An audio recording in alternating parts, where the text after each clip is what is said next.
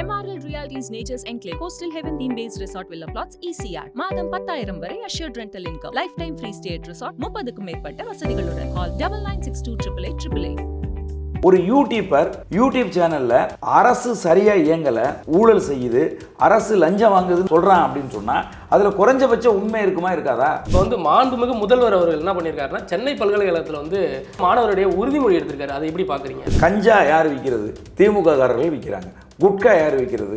அரசியல்வாதிகள் விற்கிறாங்க. குட்கா கஞ்சா விற்கிற அரசியல்வாதிகள் உறுதிமொழி ஏற்கணுமா, படிக்கிற பிள்ளைகள் மாணவர்கள் உறுதிமொழி ஏற்கணுமா? இந்திய அளவில் போதைப்பொருள் மன்னனாக கருதப்படுகிற ஜாஃபர் சாதிக்கு உங்க குடும்பத்தோடு நெருங்கிய உறவுல இருக்கும்போது உறுதிமொழி எடுக்க வேண்டியது யாரு? இந்த அரசுக்கு பேரே 1000 ரூபா அரசுன்னு வச்சுட்டாங்க மக்கள். ஏன்னா வீட்டில் இருக்க பெண்கள் 1000 ரூபா, பள்ளிக்கூடத்தில் படிக்கிற பையங்க 1000 ரூபா, அப்ப எல்லாருக்கும் 1000 ரூபா 1000 ரூபா.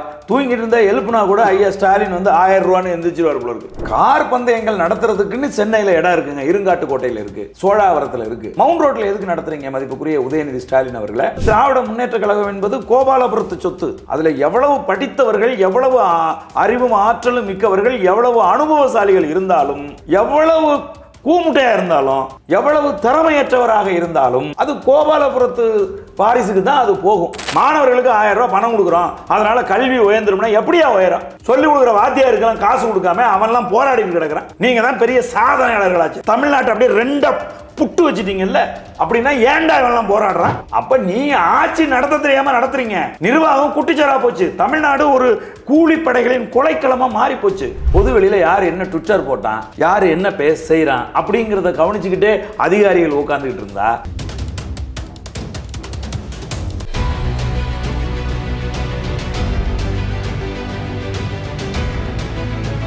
சாட்டை பார்வையாளர்களுக்கு வணக்கம். இன்றைய சிறப்பு விருந்தினராக நம்மோடு இணைந்திருப்பவர் நாம் தமிழர் கட்சியின் திரு மு களஞ்சியம் அவர்கள். வணக்கம் சார். வணக்கம் தம்பி.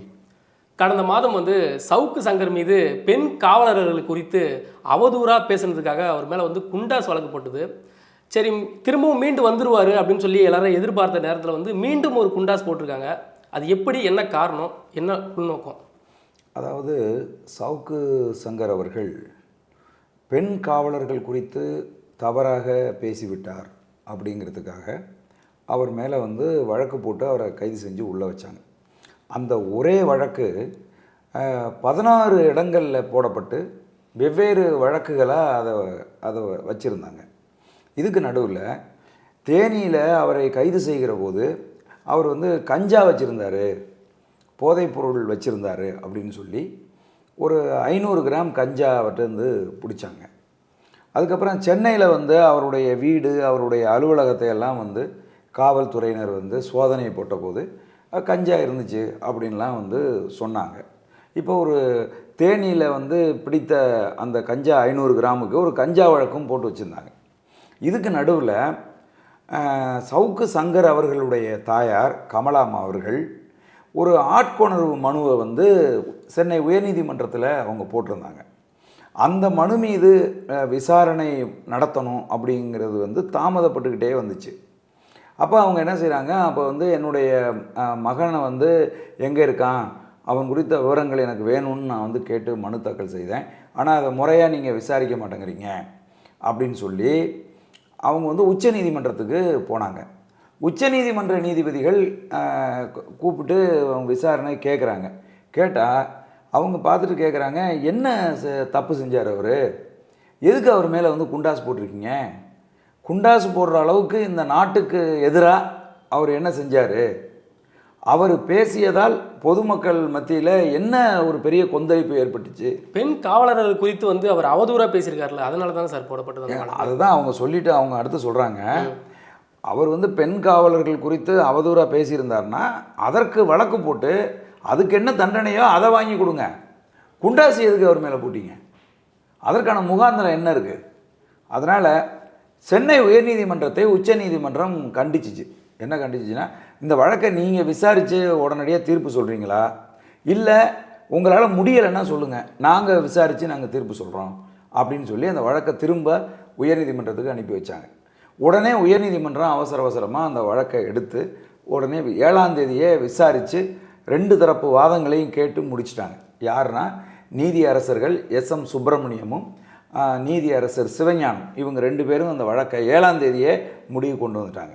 ஒரு யூடியூப் சேனலில் அரசு சரியாக இயங்கலை, அரசு ஊழல் செய்யுது, அரசு லஞ்சம் வாங்குதுன்னு சொல்கிறான் அப்படின்னு சொன்னால் அதில் குறைஞ்சபட்ச உண்மை இருக்குமா இருக்காதா? அப்போ அரசு ஏன் இதையெல்லாம் சரி செய்து கொள்ளக்கூடாது? அதெல்லாம் சரி செய்கிறதுக்கு பதிலாக அரசு அவன் மேலே குற்றம் சுமத்தி அவனை தூக்கி குண்டாசில் போடுறது எப்படி நியாயம்? அதனால் குண்டாசை நாங்கள் ரத்து பண்ணுறோம். அதோடு மட்டுமல்ல, இன்னமும் 16 கேஸு போட்டிருக்கீங்க. அந்த 16 கேஸும் ஒரே வழக்குக்கு 16 கேஸு 16 இடத்துல போட்டு வச்சுருக்கீங்க. அப்போ உச்சநீதிமன்றம் உயர்நீதிமன்றத்தோட தீர்ப்பை திமுக கடைபிடிக்கல அப்படின்னு சொல்கிறீங்களா, அதை மதிக்கல அப்படின்னு சொல்கிறீங்களா? இப்போ அவங்க குண்டாஸ் போட்டு அவங்க திரும்ப வெளியே விடணும் அப்படின்னு சொல்கிறாங்க. அவங்க வெளியே விட்டு ஆனால் உயர்நீதிமன்றம் போட்டு அவருடைய வழக்கு எடுத்து நீங்கள் நடத்துங்க, அது என்னவோ அவர் விடுதலை செய்யுங்க அப்படின்னு சொல்லி தான் உச்சநீதிமன்றம் சொன்னதா நம்ம கேள்விப்பட்டோம். ஆனால் அதை தாண்டி தானே திமுக அரசு அவர் மேலே வழக்கு போட்டு. ஆமாம் தம்பி, இப்போ அவங்க இந்த 16 வழக்கையும் விசாரிக்கக்கூடாதுன்னு இடைக்கால தடை விதிச்சிருச்சு உயர்நீதிமன்றம். அதனால் இருக்கிறது ஒரே ஒரு வழக்கு தான். அந்த வழக்கு அந்த கஞ்சா வழக்கு. அந்த கஞ்சா வழக்கில் இவரை திரும்ப குண்டாசில் போட்டிருக்காங்க. எப்படி முதல்ல ஒரு குண்டாசை 3 மாதத்தில் அந்த குண்டாசுக்கு நீதிபதிகள் SM சுப்பிரமணியமும் சிவஞானம் அவர்களும் கேட்ட கேள்விகளுக்கு பதில் சொல்ல முடியாமல் அரசு தரப்பு எப்படி அவமானப்பட்டு கேவலப்பட்டு தலை குனிஞ்சு நின்றுச்சோ, அதே மாதிரி தான் இப்போவும் நிற்க போகுது. இது கிட்டத்தட்ட கண்டெம்ட் ஆஃப் கோர்ட் மாதிரி இருக்குது எனக்கு பார்க்குறதுக்கு. அதனால தான் மதிப்புக்குரிய காங்கிரஸ் கட்சியினுடைய எம்பியாக இருக்கிற கார்த்திக் சிதம்பரம் இப்போ சவுக்கு சங்கர் மேலே 2வது தடவை குண்டாஸ் போட்டதை கடுமையை எதிர்க்கிறார். இது ரொம்ப தப்பு. இது சட்டத்தையும் நீங்கள் மதிக்க மாட்டீங்க, நீதி அரசர்களுடைய கருத்தையும் நீங்கள் கேட்க மாட்டீங்க, நீங்கள் பழி வாங்குறது மாதிரி நீங்கள் செயல்படுவீங்க அப்படின்னு சொன்னால் இது ஏற்புடையதல்ல. அரசு தரப்பு இன்னொரு தடவை அவமானப்பட போகிறது அப்படின்னே தன்னுடைய எக்ஸ் தளத்தில் அவர் பதிவிட்டிருக்கார். புரியுதுங்களா சொல்கிறது? அதனால் இப்போ இந்த சவுக்கு சங்கரை 2வது தடவை கைது செஞ்சது யாருக்கும் பிடிக்கல, பொதுமக்களுக்கே பிடிக்கல. இது சும்மா இது தேவையில்லாத வேலை அப்படின்னு. முதல் தடவை அவரை கைது செஞ்ச போது பெண்களை இழிவாக பேசிட்டார். அது ரொம்ப தப்பு. அது நீங்களும் ஏற்க மாட்டீங்க, நானும் ஏற்க மாட்டேன். அப்போ அதுக்கு அவரை கைது செஞ்சு அவரை சிறைக்குள்ளே கொண்டு போய் வச்சதை எல்லாருமே ஏற்றாங்க. அதுக்கப்புறம் அவர் மேலே குண்டாசு போடுற அளவுக்கு இந்த வழக்கில் ஒன்றும் இல்லைன்னு சொல்லி நீதிபதிகள் குண்டாசை தள்ளுபடி செஞ்சதுக்கு அப்புறமா திரும்ப அவர் மேலே ஒரு குண்டாசை நாங்கள் போடுவேன் அப்படிங்கிறது இந்த அரசு நேர்மையான அரசா? இந்த அரசு சட்டத்தின் ஆட்சியை கடைபிடிக்குதா? இல்லை காவல்துறை அதிகாரிகள் அவங்க இஷ்டத்துக்கு செயல்படுறாங்களா? அரசின் கட்டுப்பாட்டில் காவல்துறை அதிகாரிகளோ மாவட்ட ஆட்சியரோ இல்லையா அப்படிங்கிற கேள்வி நமக்கு எழுது. அப்போ ஜனநாயகத்தின் படுகொலை இது பாசிசத்தின் உச்சம் அப்படின்னு சொல்ல வரீங்க? 100% இது ஜனநாயக படுகொலையாக தான் பார்க்கப்படுது. ஏன்னு கேட்டிங்கன்னா சட்டம் சொல்லுது இவர் செய்திருப்பது தண்டனைக்குரிய குற்றம் இல்லை, அவர் செஞ்சிருக்கக்கூடிய குற்றம் என்னவோ அந்த குற்றத்துக்குரிய தண்டனையை கொடுங்க, ஆனால் குண்டாஸ் போடுற அளவுக்கான தண்டனை இதில் இல்லை அப்படின்னு சொல்லி நீதிபதிகள் இப்போ நான் என்ன கேட்குறேன், ஒவ்வொரு தடவையுமே அரசு இப்படி தான் அவமானப்படுது. சாட்டை துரைமுருகன் அவர்களை கைது செஞ்சு கிட்டத்தட்ட 223 நாட்கள் சிறைக்குள்ளே வச்சுருந்தாங்க. கடைசியில் தீர்வு என்னாச்சு? நீதிபதிகள் கேட்ட கேள்விகளுக்கு பதில் சொல்ல முடியாமல் காவல்துறையும் அரசு தரப்பும் தலைகுனிஞ்சு நின்று குண்டாசு ரத்து செய்யப்பட்டுச்சு. எந்த சரியான தரவுகளோடு குண்டாசு எதற்காக போடணும் அப்படிங்கிறத முறையாக அந்த வழக்குகள் பதிவு செய்யப்பட்டால் அது நீதிமன்றம் எப்படி கேள்வி கேட்கும்? நீதிமன்றம் கேட்குற கேள்விக்கு ஏன் உங்கள்கிட்ட பதில் இல்லை? புரியுதா சொல்கிறது? கிஷோர் சாமி மேலே நீங்கள் குண்டாஸ் போட்டிங்க, 5 மாதம் தூக்கி அவரை உள்ளே வச்சிங்க, கடைசி முடிவு என்னாச்சு? நீதிமன்றம் கேட்ட கேள்விகளுக்கு பதில் சொல்ல முடியல, அவமானப்பட்டு அசிங்கப்பட்டு வெக்கப்பட்டு கேவலப்பட்டு தலை குனிஞ்சு நின்றுச்சு அரசு தரப்பும் காவல்துறை தரப்பும். அப்போ இதைத்தான் நம்ம சொல்கிறோம். அரசு தரப்பை பார்த்து என்னமா கேட்குறோம்னா, நீங்கள் எல்லாம் படித்தவர்கள் தானே. காவல்துறை அதிகாரிகளை பார்த்து நம்ம என்ன கேட்குறோம்னா, நீங்கள் எல்லாம் படித்தவர்கள் தானே, உங்களுக்கு தெரியாதா எதற்கு குண்டாசு போட்டால் நிற்கும், இது நிற்காது? நாளைக்கு நீதிபதிகள் நாளைக்கு கேள்வி கேட்கிற போது நம்ம முறையான பதில்களை சொல்லாட்டி நம்ம அவமானப்பட்டு நிற்கணும் அப்படிங்கிறது உங்களுக்கெல்லாம் தெரியாதா? அப்போ இந்த ஃபார்மாலிட்டிக்காக நீங்கள் போடுறீங்களா, இல்லை நீங்களே அவமானப்படணுங்கிறதுக்காக போடுறீங்களா? நான் கேட்குறேன். இப்போ இந்த குண்டாசை போட்டு அவனை தூக்கி 5 மாதம் 6 மாதம் உள்ளே வைக்கிறதுனால என்ன நடந்துட போகுது உங்களுக்கு? மனிதாபிமானம் என்பது உங்களுக்கு சிறிதும் இல்லையா? நான் கேட்குறேன். இப்போ வந்து மாண்புமிகு முதல்வர் அவர்கள் என்ன பண்ணியிருக்காருன்னா சென்னை பல்கலைக்கழகத்தில் வந்து மாணவருடைய உறுதிமொழி எடுத்திருக்காரு. அதை எப்படி பார்க்குறீங்க? அதாவது நான் கூட வந்து ஒரு கல்லூரியில் அந்த அன்னைக்கு நான் ஒரு நிகழ்ச்சியில் வந்து கலந்துக்கிட்டேன். எப்போவுமே வந்து மாணவர்கள் வந்து தமிழ்த்தாய் வாழ்த்து பாடுவாங்க. பாடிட்டு அந்த நிகழ்ச்சிக்குள்ளே போயிடுவாங்க. இப்போ தமிழ்த்தாய் வாழ்த்து பாடி முடித்த உடனே அடுத்து வந்து உறுதிமொழி ஏற்பு. மாணவர்கள்லாம் எழுந்து நில்லுங்க.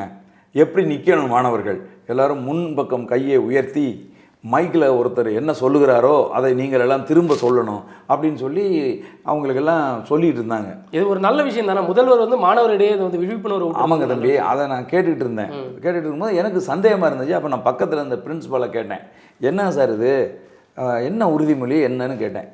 இல்லை நேற்று ஞாயிற்றுக்கிழமை மத்தியானம் தான் எங்களுக்கெல்லாம் வந்து செல்ஃபோனில் செய்தியாக வந்துச்சு.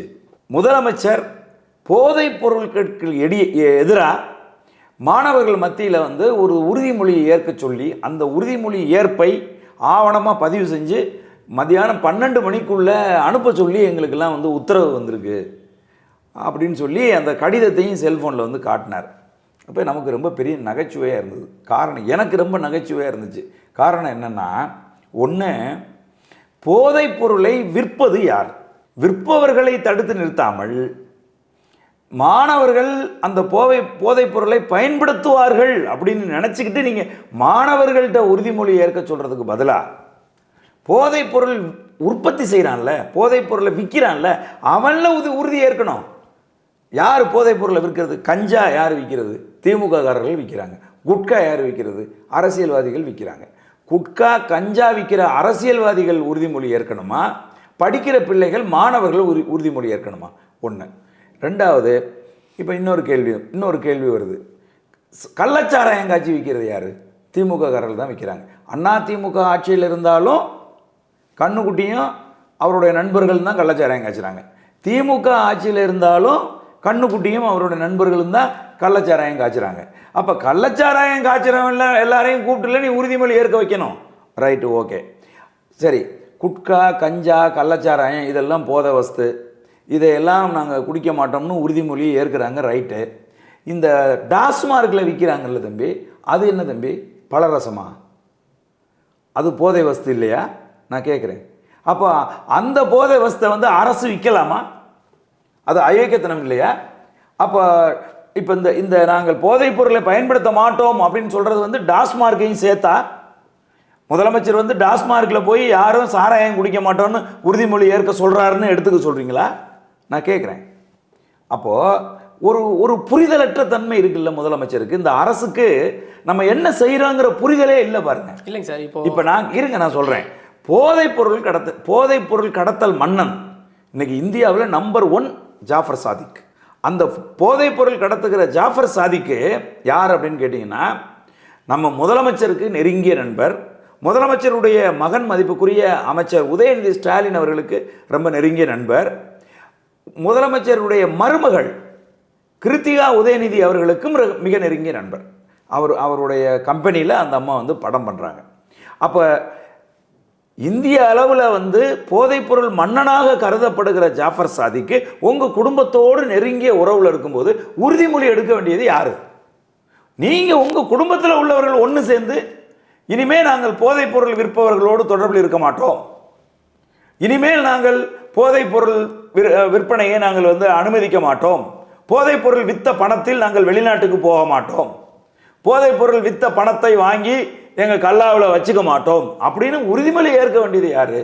உறுதிமொழி ஏற்க வேண்டியது முதலமைச்சர் உறுதிமொழி ஏற்கணும், அவருடைய குடும்பம் உறுதிமொழி ஏற்கணும். அதை விட்டு கல்லூரிகள் படிக்கிற பிள்ளைகளை உறுதிமொழி ஏற்க சொன்னால், இப்போ நான் சொன்னது மாதிரி ஜாஃபர் சாதிக்கு வந்து போதைப்பொருள் விற்றாரே அவர் உறுதிமொழி ஏற்பாரா? அல்லது இன்னொரு கேள்வி வந்து இருக்குது, பெரிய கேள்வி. அது என்னென்னா, உறுதிமொழி உண்மையாக ஏற்க வேண்டியது யார் அப்படின்னு கேட்டால், டாஸ்மார்க் கடைகளுக்கு வரதில்லை சரக்கு, அந்த சரக்கெல்லாம் உற்பத்தி செய்கிற சாராய நிறுவனங்களை நடத்துறது யார்? எல்லாம் திமுககாரர்கள் தானே நடத்துகிறாங்க. சாராய நிறுவனங்கள், கனிமொழி அம்மா பேரில் சாராய நிறுவனம் இருப்பதாக சொல்கிறாங்க. ஐயா டிஆர் பாலு அவர்கள் மேலே அவர்களோட சாராய நிறுவனம் இருக்குதுன்னு சொல்கிறாங்க. மதிப்புக்குரிய ஐயா ஜெகத் ரட்சகன் அவர்களுடைய சாராய நிறுவனம் இருப்பதாக சொல்லுகிறார்கள். இப்படியெல்லாம் சொல்லிக்கிறாங்க. இல்லை நாங்கள் வந்து மதுக்கடையை மூடினாலோ இல்லை ஆலைகளை மூடினாலோ கள்ளச்சாராயம் பெருகிடும் அப்படின்னு தானே அவங்க சொல்கிறாங்க. இப்போ கள்ளச்சாராயம் இல்லையா தம்பி? இப்போ கள்ளச்சாராயம் இல்லாமல் தான் வந்து கிட்டத்தட்ட 100 பேருக்கு மேலே வந்து கள்ளக்குறிச்சியில் செத்து போயிட்டாங்களா, 20 பேருக்கு மேலே மரக்காணத்தில் செத்து ஏதோ போயிட்டாங்களா? ஒரு இடத்துல நடக்கிறதுனால அரசு குற்றச்சாட்டு தம்பி, வச்சிருக்க முடியாது. தமிழ்நாடு முழுதும் கள்ளச்சாராயம் இருக்குது. அது ஒரு பெரிய நெட்வொர்க்கு. அதாவது கல்வராயன் மலையில் கிட்டத்தட்ட 1000 லிட்டர் கள்ளச்சாராயத்தை அந்த கள்ளச்சாராய சாவு நடந்த அடுத்த நாள் காவல்துறை அழிச்சிருக்கு. 1000 லிட்டருங்கிறது என்ன கொஞ்சம் குவான்டிட்டியா? அவங்க ஏன் உறுதிமொழியாக இருக்கணும்? நாங்கள் கள்ளச்சாராயம் காய்ச்ச மாட்டோம், நாங்கள் மது ஆலைகளை நடத்த மாட்டோம், நாங்கள் போதைப் பொருள் வித்த பணத்தை கை நீட்டி வாங்க மாட்டோம் அப்படின்னு உறுதிமொழியை ஏற்க வேண்டியது திராவிட முன்னேற்ற கழகத்தை சார்ந்தவர்கள். நான் வந்து எந்த விதமான காழ்ப்புணர்வையும் சொல்லவே இல்லை. நான் வந்து நாம் தமிழர் கட்சியை சேர்ந்தவன்கிற முறையிலையும் நான் சொல்லலை. நான் ஒரு தமிழ்நாட்டை சேர்ந்த ஒரு குடிமகன் அப்படிங்கிற முறையில் நான் சொல்கிறேன். ஓகே, குடிமகனா இந்த குடிமகன் இல்லை தம்பி, சிட்டிசன். ஓகே, நீங்கள் வந்து ஒரு தமிழ் குடிமகனாக வந்து இது திமுக அரசு தான் தெரிஞ்சுதான் நடக்குது, எனக்கு வந்து இந்த மக்கள் மேலே அக்கறை இருக்குது, அந்த குறித்து நான் சொல்கிறேன் அப்படின்னு சொல்கிறீங்க. இப்போ அதே முதல்வர் வந்து கோயம்புத்தூரில் வந்து தமிழ் புதல்வன் என்ற ஒரு திட்டத்தை வந்து தொடங்கி வச்சிருக்காரு. அதை எப்படி பார்க்குறீங்க? இப்போ நான் என்ன கேட்குறேன் தம்பி, அரசிடம் போராடி எங்களுக்கு இதெல்லாம் வேணும் அப்படின்னு கேட்டு பெறுவது ஒன்று, அரசு கேட்காமலேயே கொடுக்கறதுன்னு ஒன்று. ரெண்டு விதமான விஷயங்கள் இருக்குது. இதில் அரசுக்கிட்ட எங்களுக்கு ஊதிய உயர்வு வேணும், எங்களுக்கு பணி நிரந்தரம் வேணும், எங்களுக்கு பழைய ஓய்வூதிய திட்டத்தின்படி எங்களுக்கு ஓய்வூதியம் வேணும் அப்படின்னு கேட்டு மக்கள் போராடிக்கிட்டே இருக்காங்க. செவிலியர்கள் போராடுறாங்க, புரியுதுங்களா? மருத்துவர்கள் போராடுறாங்க, துப்புரவு தொழிலாளர்கள் போராடுறாங்க, ஆசிரியர்கள் போராடுறாங்க, புரியுங்க, போக்குவரத்து துறை ஊழியர்கள் போராடுறாங்க. இவங்களுக்கெல்லாம் பணி நிரந்தரம் செய்யாமல் தொகுப்பூதியத்தில் வந்து பணம் கொடுத்துக்கிட்டு நீங்கள் வந்து நாங்களாக கொடுக்குறோம்னு சொல்லி இலவசங்களை கொடுக்குறீங்க. இந்த அரசுக்கு பேரே வந்து 1000 ரூபா அரசுன்னு வச்சுட்டாங்க மக்கள். இப்போல்லாம் வந்து யாரும் திமுக அரசுன்னு சொல்கிறது இல்லை, இது வந்து 1000 ரூபா அரசு. ஏன்னா வீட்டில் இருக்க பெண்கள் 1000 ரூபா, பள்ளிக்கூடத்தில் படிக்கிற பிள்ளைகள் 1000 ரூபா, பள்ளிக்கூடத்தில் படிக்கிற பையங்க 1000 ரூபா. அப்போ எல்லாருக்கும் 1000 ரூபா 1000 ரூபா. தூங்கிட்டு இருந்தால் எழுப்புனா கூட ஐயா ஸ்டாலின் வந்து 1000 ரூபான்னு எந்திரிச்சிருவார் போல இருக்கு. அந்த அளவுக்கு வந்து 1000 ரூபா அரசாக இந்த அரசு வந்து மாறிப்போச்சு. அப்போ இந்த 1000 ரூபா அரசை மாணவர்கள் கேட்டாங்களா? இல்லைம்மா, இது வந்து எப்படி இருக்குது யோசிச்சு பாருங்கள், இது எப்படி இருக்குது? அப்போ மாணவர்களை சீரழிப்பதற்கு இதை நீங்கள் இப்போ நல்லா யோசிச்சு பாருங்கள். பெற்றோர்கள், கற்றறிந்த அறிஞர்கள் வந்து யோசிக்கணும். ஒரு பக்கம் மாணவர்களுக்கு 1000 ரூபா கொடுத்துட்டு இன்னொரு பக்கம் பாடநூல் விலையெல்லாம் வந்து ஏற்றிட்டாங்க. இப்போ வந்து பார்த்தீங்கன்னா தம்பி, நான் வந்து விழுப்புரம் மாவட்டத்தில் வந்து தேர்தலில் நின்னேன், உங்களுக்கு தெரியும். அங்கே வந்து குண்டலிப்புலியூர் அப்படின்னு ஒரு ஊர் இருக்குது விழுப்புரம் மாவட்டத்தில். அங்கே இருக்கக்கூடிய ஒரு உயர்நிலை பள்ளி, அந்த உயர்நிலை பள்ளியோட வளாகத்துக்குள்ளே ஒரு தொடக்க பள்ளியும் இருக்குது. அது நடுநிலை பள்ளியாக இருந்து உயர்நிலை பள்ளியாக உயர்ந்தது. அப்போ அந்த தொடக்க பள்ளி கட்டடம் வந்து இடிஞ்சு போச்சு. அந்த பிள்ளைகள் வந்து அங்கே இருந்து படிக்க முடியாது. அப்போ வந்து என்ன ஆகுதுன்னா, மழை பெஞ்சிக்கிட்டு இருந்தால் அந்த பிள்ளைங்களை எங்கே உட்காந்து படிக்கும்? அவங்க மரத்தடியில் உட்காந்து படிக்கிறாங்க. தண்ணி வந்து அந்த வகுப்பு அறைக்குள்ளே தண்ணி வருது. அந்த தண்ணியை தம்பிங்களே, அந்த படிக்கிற பிள்ளைகளே அந்த தண்ணியை அந்த பக்கம் வாரி ஊற்றிட்டு அந்த வகுப்பறைகளை உட்காந்து படிக்கிறாங்க. இதெல்லாம் கேட்குறதுக்கு ரொம்ப எவ்வளோ மனம் வேதனையாக இருக்குது, எவ்வளோ கஷ்டமாக இருக்குது. அந்த கட்டடம் இடிஞ்சு விழுவுது கீழே. மதிப்புக்குரிய உதயநிதி ஸ்டாலின் அவர்களை இப்போ எல்லாரும் பேசிக்கிறாங்க, அடுத்து துணை முதல்வராக வரப்போகிறாரு, ஸ்டாலின் அவர்களுக்கு பிறகு இவர் தான் முதலமைச்சராக வரப்போகிறோங்கிறாங்க.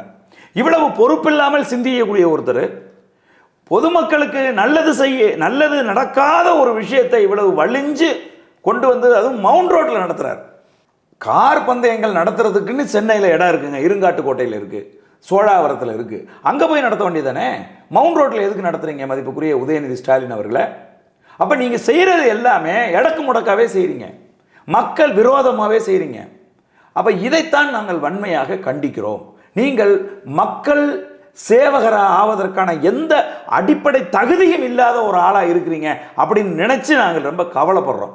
ஏன்னா திராவிட முன்னேற்ற கழகத்தை சேர்ந்தவங்கெல்லாம் நம்புகிறாங்க, ஐயா ஸ்டாலின் அவர்களுக்கு பிறகு நீங்கள் தான் திமுகவினுடைய தலைவர் அப்படிங்கிற அளவுக்கு இன்றைக்கி வந்து பேச்சுக்கள் வந்து உருவாகி வருது. சீனியர் மோஸ்டெல்லாம் நிறைய பேர் இருப்பாங்க, ஆனாலும் இந்த சொத்து திமுக என்கிற சொத்து கலைஞர் கருணாநிதி வீட்டு சொத்து இல்லை, அவங்க வீட்டு பிள்ளைகளுக்கு தானே போகணும். புரியுதா நான் சொல்கிறது? அந்த மாதிரி இந்த லாஸ்ட் எம்பரர்னு ஒரு படம் வந்துச்சு. அந்த படத்தில் வந்து பார்த்திங்கன்னா பிறந்து ஒரு வயசு 1.5 வயசு பையன் இருப்பான். அவங்க அந்த எம்பரர் வந்து இறந்து போயிடுவார். வேறு யாருக்கு முடி சூட்டுறதுன்னு தெரியாமல் அந்த 1.5 வயசு பையனுக்கு முடி சூட்டிடுவாங்க. அந்த மாதிரி இது வந்து திராவிட முன்னேற்ற கழகம் என்பது கோபாலபுரத்து சொத்து. அதில் எவ்வளவு படித்தவர்கள், எவ்வளவு அறிவும் ஆற்றலும் மிக்கவர்கள், எவ்வளவு அனுபவசாலிகள் இருந்தாலும் அந்த சொத்து எவ்வளவு கூமுட்டையாக இருந்தாலும், எவ்வளவு திறமையற்றவராக இருந்தாலும் அது கோபாலபுரத்து வாரிசுக்கு தான் அது போகும். அப்படின்னா உங்களுக்கு அது வரப்போகுது அப்படின்னு சொன்னால் உங்களை நீங்கள் ஒரு மக்கள் சேவகனா, மக்கள் தலைவரா, மக்களுக்கு நல்லது செய்யணும்னு நினைக்கிற ஒரு ஆளா நீங்கள் உங்களை வடிவமைச்சுக்கணுமா இல்லையா? மதிப்புக்குரிய தம்பி உதயநிதி அவர்களை, இது போன்று வீணா சிந்திச்சு, இது போன்று மக்களுக்கு எந்த பயனும் ஏற்படாத ஒரு காரியத்தில் கொண்டு போய் பணத்தை வீணா இறக்கிறது எப்படி நியாயமாக இருக்க முடியும் என்கிற கேள்வி தான் நமக்கு வருது.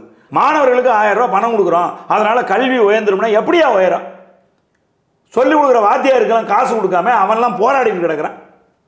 அதே மாதிரி மருத்துவர் போகிறாங்க, வீடுதோறும் மருத்துவம். நீங்கள் வீடுதோறும் மருத்துவத்துக்கு இப்போ நியமிக்கப்பட்ட டாக்டர்ஸ் யாருக்கும் சம்பளம் கொடுக்காம அவன்லாம் வந்து போராட்ட களத்தில் நின்றுட்டு இருக்கிறான். அப்போ தமிழ்நாடே வந்து இன்னைக்கு வந்து போராட்ட களத்தில், போக்குவரத்து ஊழியர்கள் எவனுக்கு சம்பளம் கொடுக்கல, அவ்வளோ பேர் வந்து போராட்ட களத்தில் நின்றுட்டு இருக்கான். இப்போ இதையெல்லாம் வந்து எதையுமே கண்டுக்காம அவர்களை எல்லாம் கூப்பிட்டு எந்த பேச்சுவார்த்தையும் நடத்தாம ஒரு அரசு தொடர்ச்சியாக வெறும் விளம்பரத்தை மட்டுமே செஞ்சுக்கிட்டு பக்கம் பக்கமாக விளம்பரம் செஞ்சுக்கிட்டு நாங்கள் அதை சாதித்து விட்டோம், நாங்கள் இதை சாதித்து விட்டோம் அப்படின்னு சொன்னால் ஏன் அப்புறம் இவங்கெல்லாம் போராட்ட காலத்தில் இருக்காங்க? இதுக்கு மட்டும் பதில் சொல்லுங்கள். நீங்கள் இவ்வளவு சாதனைகளை செஞ்சுருக்கிறீங்க அப்படின்னு சொன்னால் என்னத்துக்கு எல்லாம் போராடுறான்? துப்புரவு தொழிலாளி ஏன் போராடுறான்? ஆசிரியர் ஏன் போராடுறான்? மருத்துவர் ஏன் போராடுறான்? செவிலியர் ஏன் போராடுறான்? சொல்லு பார்ப்போம். நீங்கள் தான் பெரிய சாதனையாளர்களாச்சு, தமிழ்நாட்டை அப்படியே 2 புட்டு வச்சுட்டீங்கல்ல, அப்படின்னா ஏன்டா இவெல்லாம் போராடுறான்? சொல்லு பார்ப்போம்.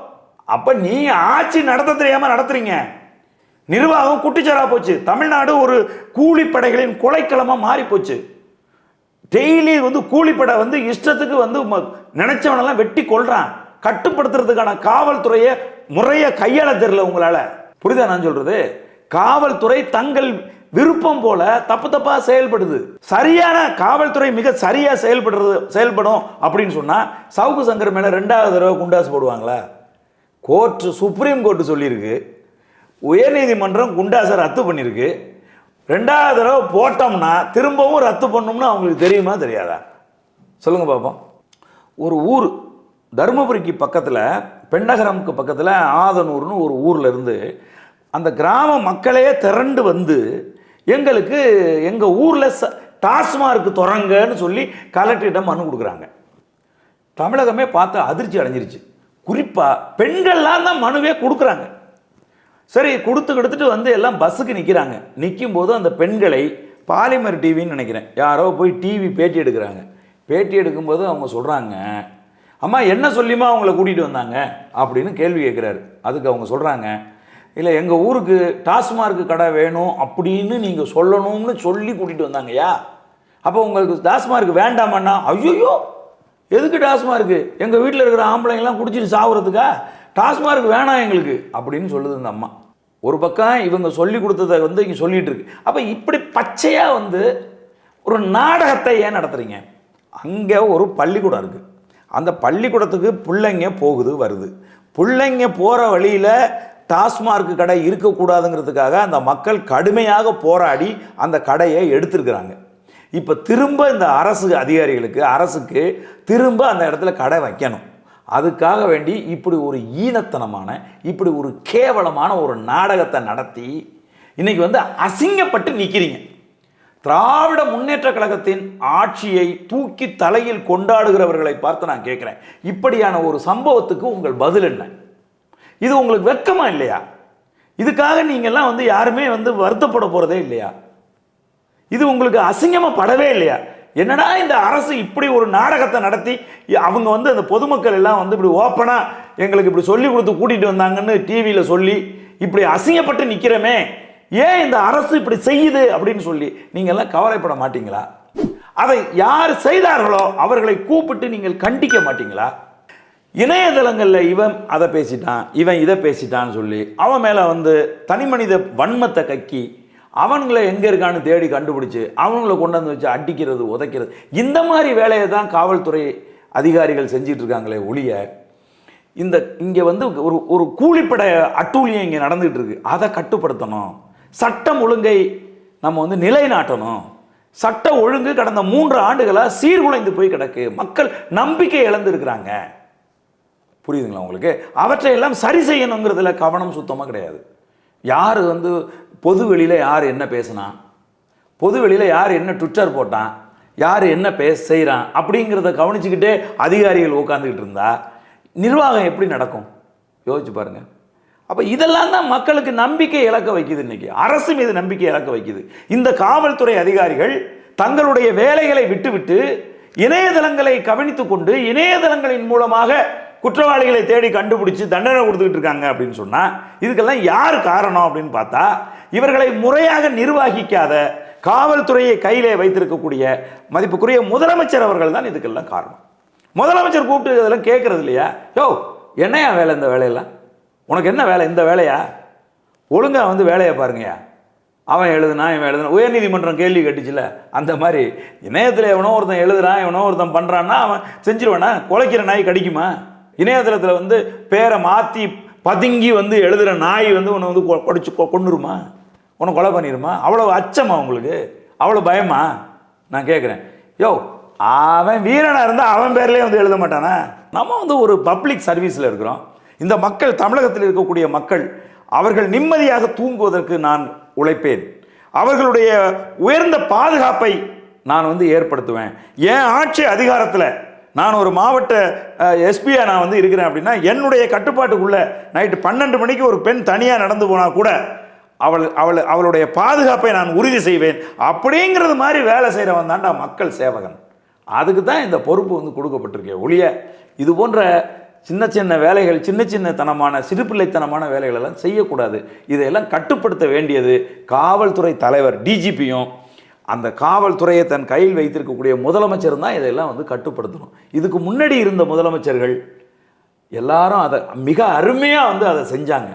ஆனால் இன்னைக்கு இருக்கக்கூடிய நம்முடைய முதலமைச்சர் மதிப்புக்குரிய முத்துவேல் கருணாநிதி ஸ்டாலின் அவர்கள் அதை செய்ய தவறுகிறாரோ அப்படிங்கிற எண்ணம் எனக்கு இருக்கு தம்பி. உங்கள் நேரத்தை ஒதுக்கி நேரில் வந்து பல்வேறு கருத்துக்களை எங்களிடம் தெரிவித்ததுக்கு நன்றி. மிக்க மகிழ்ச்சி. நன்றி. வணக்கம். சாட்டை எடுத்து நாட்டை திருத்து, இளம் தலைமுறை தானே நீ